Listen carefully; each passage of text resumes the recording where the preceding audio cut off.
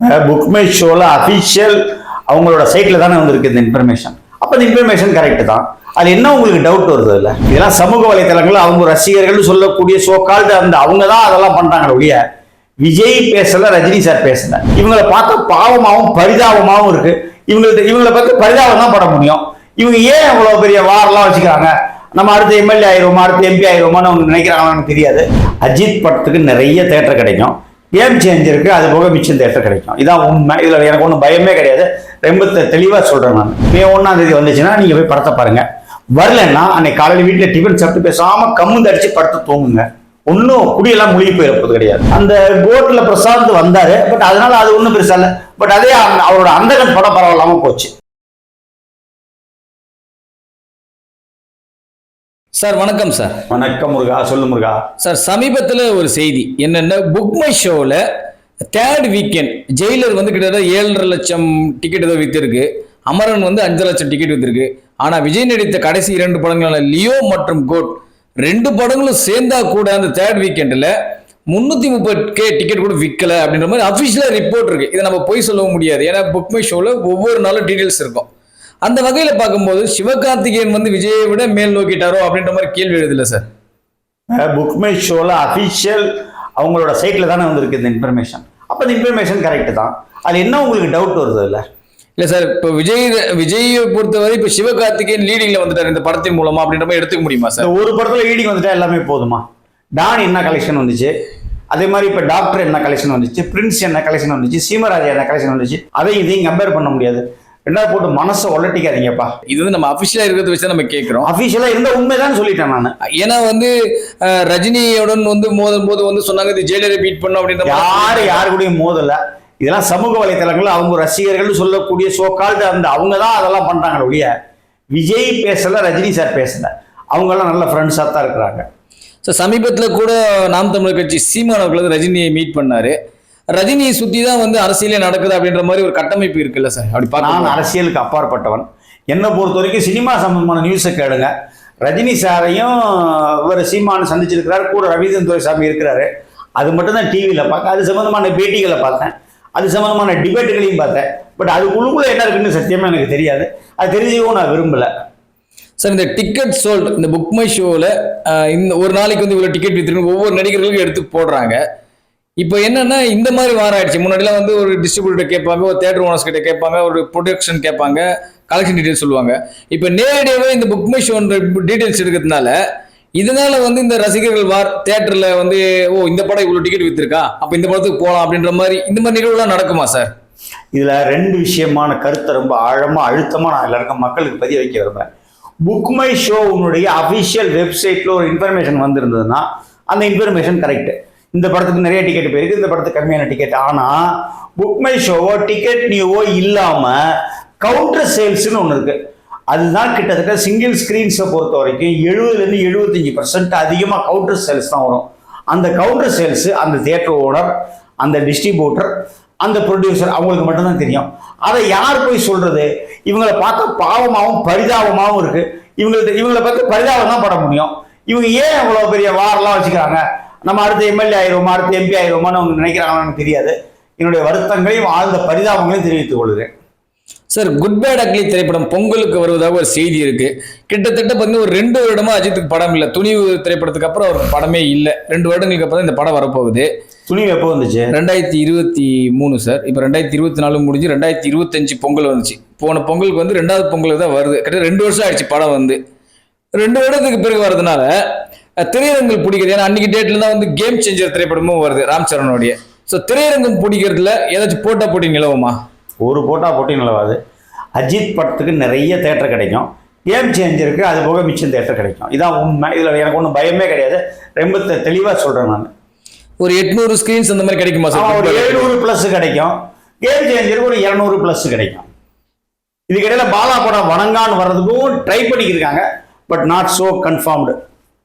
Sir, ரஜினியோட திரைப்படம் கூலியும் விடாமுயற்சியும் ஒரே நாள் வரும் அப்படின்ற மாதிரியும் சொல்லிப்படுகிறது சார். உண்மையா சார் அது? நான் நேற்று தான் உன்னோட இன்டர்வியூல சொன்னேன்ல, அதுக்கு ஒரு வாய்ப்பு இருக்குன்னு சொன்னேன்ல.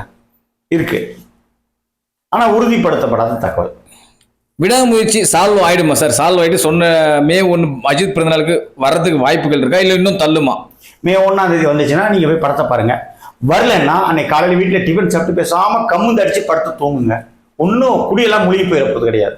சார், ரஜினிகாந்த் அவர்களுடைய ஜெயிலர் 2 திரைப்படம் வெளியே வருமா வராதா சார்? ஏன்னா அது வருது. 12 அவர் சாருடைய பிறந்தநாள் அன்னைக்கு அது சம்பந்தமான அனௌன்ஸ்மெண்ட் இருக்குன்னு சொல்றாங்க. எனக்கு உறுதியாக தெரியல. வரலாம், வராமலும் இருக்கலாம். ஏன்னா மணிரத்னம் ஒரு படம் எடுக்க போறான்னு சொல்லியிருந்தாங்க, மாரிஸ்ல ஒரு படத்துக்கு கால்ஷீட் கொடுத்துருக்காங்கன்னு சொல்றாங்க. ஆளாளுக்கு ஒரு காரணத்தை சொன்னாங்க. பட் இந்த திரைப்படங்கள்லாம் வந்து நடக்கக்கூடிய சாத்தியம் இருக்கா? இதுவரைக்கும் எனக்கு அஃபிஷியலாக எனக்கு எந்த நண்பர்கள் மூலமாகவும் அந்த செய்திகள் உறுதிப்படுத்தப்படலை. செய்திகள் உறுதிப்படுத்தப்பட்ட பிறகு நான் சொல்கிறேன். சார், நடிகர் சிம்பு என்ன சார் சைலண்டா இருக்காரு? எங்க படமே இல்லாம இருக்காரு. ஒரு நல்ல ரோல் பண்ணியிருக்கிறாரு. அடுத்தது நம்ம ராஜ்கமல்லே அவர் ஒரு படம் பண்ணிட்டு இருக்கிறாங்க. அதெல்லாம் வரத்தான் போகுது. இல்ல அப்படியே சைலண்டாவே இருக்காது, படங்கள் வராம இருக்காரு. சைலண்டா இல்ல, அவர் சைலண்டா இருந்தா நம்மளும் சைலண்டா இருப்போம். ஒன்றும் பிரச்சனை கிடையாது. சார், அமரன் திரைப்படத்தோட வெற்றியால சிவகார்த்திகேயனுடைய அடுத்த படத்தோடைய இந்த டிஸ்ட்ரிபியூஷன் வேல்யூன்னு வாங்கல சார், தமிழ்நாடு ரைட்ஸ் இது அதிகமாயிருக்கு அப்படின்னு சொல்றாங்க. உண்மையா சார்? அது உண்மைதான். ஒரு படத்தோடைய வெற்றி அடைஞ்ச உடனே அடுத்த படத்தோடைய மார்க்கெட் வேல்யூ எகிரிடுமா சார்? கண்டிப்பா கொஞ்சம் கூட வரும். கண்டிப்பா போன படத்துக்கு என்ன அவங்களுக்கு அந்த ஒரு விலை கிடைச்சதோ அதை விட கொஞ்சம் கூடுதலாக ஒரு 10-20% கூடுதலாக தான் கிடைக்கும். அது ஒன்றும் மாற்றமே கிடையாது. உண்மைதான் அது. சார், கடந்த முறையே நம்ம பல பேட்டிகளை கேட்டிருந்தோம். இது 2024 இதுவரை வந்த படங்கள்ல தமிழகத்துல அதிக வசூல் செய்த படம் கோட்டுன்னு சொல்லியிருந்தோங்க. ரெண்டாவது அமரன் இருந்துன்னு சொன்னீங்க. இப்போ முதல் இடத்துக்கு வரதுக்கு வாய்ப்புகள் இருக்கு அப்படின்ற மாதிரி நீங்க சொல்லியிருந்தீங்களா சார்?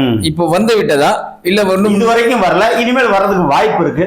அது அடுத்த வாரத்தில் சொல்றேன் கண்டிப்பா. நான் இப்போ லைஃப் டைம் ரன் பண்ணும்போது வந்து கண்டிப்பா தெரிய வரும்ல சார்? ஆமா, அதுதான் உண்மை. லைஃப் டைம் ரன் முடிச்சதுக்கு அப்புறம் தான் இந்த கலெக்ஷன் அந்த கலெக்ஷன் நம்ம கம்பேர் பண்ணி பார்க்க முடியும். சார், ஷேர் வேல்யூல இந்த திரைப்படம் வந்து எனக்கு கோட்டுக்கு எந்த மாதிரி டேர்ம்ஸ் அண்ட் கண்டிஷன் கொடுத்தாங்கன்னு நமக்கு தெரியும். அமரன் திரைப்படத்துக்கு அதே மாதிரி டேர்ம்ஸ் அண்ட் கண்டிஷன் தான் கொடுத்தாங்களா? கொடுத்தாங்க. அந்த கோட்டு படம் வேற வெளி நபர்கள் டிஸ்ட்ரிபியூஷன் பண்ணாங்க. அமரன் படம் ரெட் ஜெயண்ட் டிஸ்ட்ரிபியூஷன் பண்ணாங்க. 2 படமே மோஸ்ட் 75% தான் வாங்கியிருக்கிறாங்க.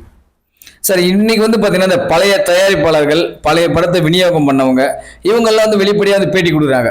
பெரும்பாலும் வந்து அந்த படங்கள்லாம் வந்து தோல்வி படங்கள் அப்படின்றாங்க. அன்னைக்கு வந்து நம்ம நினைச்சுக்கிட்டு இருக்கோம் பெரிய வெற்றி படம்ட்டு. ஆனா அதெல்லாம் வந்து பார்க்கும்போது படத்து பேரை சொன்னீங்கன்னா தான் எனக்கு தெரியும் சார். இப்ப சமீபத்துல கூட காவலன் படத்தோடைய தயாரிப்பாளர் பேட்டி கொடுத்திருக்காரு. ஏன் இன்னும் சொல்ல போனா கில்லி திரைப்படமே அன்னைக்கு வந்து எதிர்பார்த்த அளவுக்கு லாபம் கிடைக்கல. எங்க அந்த இடத்த நான் இப்பவும் சொல்றேன், காவலன் படம் மிகப்பெரிய ஃபெயிலியர் படம். கில்லி படம் ஒரு பிளாக் பஸ்டர் படம். ஏஎம் ரத்னத்துக்கு அந்த படத்துல எத்தனை கோடி கிடைச்சிச்சுன்னு எனக்கு தெரியும். அதை நான் இப்போ வெளிப்பட்டு டிஸ்கஸ் பண்ண விரும்பல. இந்தியன் திரைப்படமே வந்து அந்த ப்ரொடியூசர் வந்து அவ்வளவு பெரிய பிளாக் பஸ்டர் இட்டு கொடுத்த பிறகு வந்து சின்ன படத்தோட இயக்குனர் வந்து அவரே பேட்டி கொடுத்தார். திரு வி சேகர் அவர்கள் என் பேனல் ஒரு படம் பண்ணுங்க அப்படின்ற மாதிரி பேட்டி கொடுத்தாரு. அவரே என்ன சொல்லலாம். பட் இந்தியன் பார்ட் 1 வந்து பெரிய பிளாக் பஸ்டர். அது என்ன வசூல் ஆச்சுன்னா அந்த சம்மந்தப்பட்ட டிஸ்ட்ரிபியூட்டரும் சம்மந்தப்பட்ட ப்ரொடியூசரும் கேட்டு பாருங்க. அந்த அவர் சொன்னாரு இவர் சொல்லாததுக்கெல்லாம் நம்ம பதில் சொல்லிட்டு இருக்க முடியாது. இந்தியன் பிளாக் பஸ்டர், கில்லி பிளாக் பஸ்டர் இதெல்லாம் ஒரு எக்ஸ்ட்ராடனரி வசூல். இதெல்லாம் அந்த விஜயோட கேரியர்லேயே அந்த கில்லி, அந்த திருப்பாச்சி, அந்த சிவகாசி இதெல்லாம் எக்ஸ்ட்ராடனரி வசூல், அன்கம்பேரபிள் வசூல். அதெல்லாம் ஏன் சார் இன்னைக்கு வந்து இந்த மாதிரி வந்து பழைய நினைவுகளை எதுக்கு எடுத்து சொல்றாங்க? அன்னைக்கு வந்து இந்த படம் நம்ம இவ்வளவு பட்ஜெட்ல எடுத்தோம் எல்லாரும் நினைச்சிட்டு இருக்கோம் பிளாக் பஸ்டர். அது கூட நீ தான் காரணம். உங்களை மாதிரி உள்ள அந்த யூடியூப்காரங்களுக்கு யாரையாவது பிடிச்சி எதையாவது ஒரு கான்ட்ரவர்சி கிரியேட் பண்ணணும். அதுக்காக இவங்க அந்த பழைய ஆளெல்லாம் பிடிச்சி அவங்களுக்கு சில ஞாபகம் இருக்கும், சில ஞாபகம் இருக்கும், ஏதாவது சொல்லி விட்டுறது. அதுக்கப்புறம் அது அப்படியே அது ஒரு விவாதமாக போயிட்டு இருக்கும். அதுக்கு ஒரு பதில் பேட்டி, பேட்டிக்கு பேட்டின்னு ஏதோ அப்படியே ஒரு மாதிரி உங்களுக்கு பொழுது போகிறதுக்காக அதை பண்ணிக்கிருக்கீங்க. அவ்வளோதான் வித்தியாசம், வேற ஒன்றுமே கிடையாது. சார், இந்த ரீமேக் கலாச்சாரம், அதாவது ரீ ரிலீஸ் கலாச்சாரம் சமீபத்தில் நடந்துச்சு, நம்மளே பார்த்துருக்கோம். இப்போ திரும்பவும் வந்து இந்த ரீலீஸ் படங்களை வெளியிடுறதா ஒரு செய்தி பரவுது சார். முற்றிலும் உண்மையா? அது வந்துட்டு போகுது இல்லை சார். இப்போ என்னன்னா இந்த டிசம்பர் அந்த ஜனவரி அந்த பொங்கலுக்கும் அந்த இதுக்கும் நடுவில் பார்த்தீங்கன்னா ஒரு கேப் இருக்கும். பெரிய நடிகர்கள் படம் எதுவும் இருக்காது. அதனால ரீலீஸ் படங்கள் 2 படம் இருக்கு. டிசம்பர் 5 புஷ்பா இருக்கு, டிசம்பர் 20 விடுதலை இருக்கு. படம் நல்லா இருக்கா இல்லையா எனக்கு தெரியாது. பட் படங்கள் இப்போதைக்கு பெரிய படங்கள். அது படம் ரிலீஸ் ஆன பிறகு தான் சொல்ல முடியும். இதுக்காக ரிலீஸ் படங்கள் வந்தால் வந்துட்டு போகுது. அதனால என்ன இருக்கு, வந்து நல்லா மக்கள் ரசிச்சா ஓட போகுது, இல்லைன்னா ஓடாம போயிட்டு போகுது. நமக்கு என்ன இருக்கு அதனால?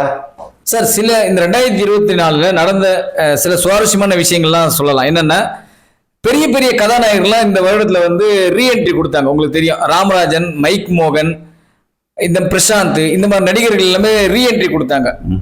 இவங்களுடைய எதிர்காலம் இந்த ரீஎன்ட்ரினால நல்லா வர்றதுக்கு வாய்ப்புகள் அமைஞ்சுதா அந்த சார்? ராமராஜன் சாருடைய அந்த சாமானியன் சரியா போகல, மைக் மோகனோட அந்த ஹரா படமும் சரியா போகல, அந்த கோட்ல பிரசாந்த் வந்தாரு, பட் அதனால அது ஒன்றும் பெருசா இல்லை. பட் அதே அவரோட அந்தகன் படம் பரவாயில்லாம போச்சு. ஸோ இவங்களுடைய கம்பேக் வந்து ஒரு நல்ல ஒரு இதுவா இருக்குமா சார் இதுக்கப்புறம்?